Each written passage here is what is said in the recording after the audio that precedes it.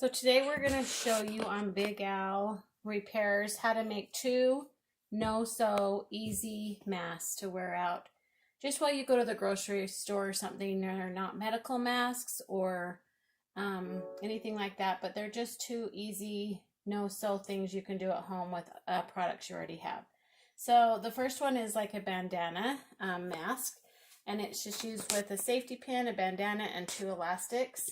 So you just take your regular bandana and you unfold it,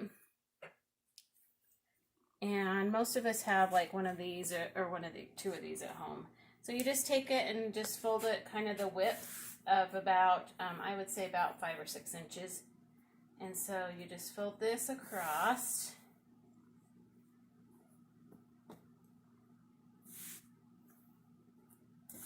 And then you've just got it like that, and all you do is you basically just fold this in and put your elastic on,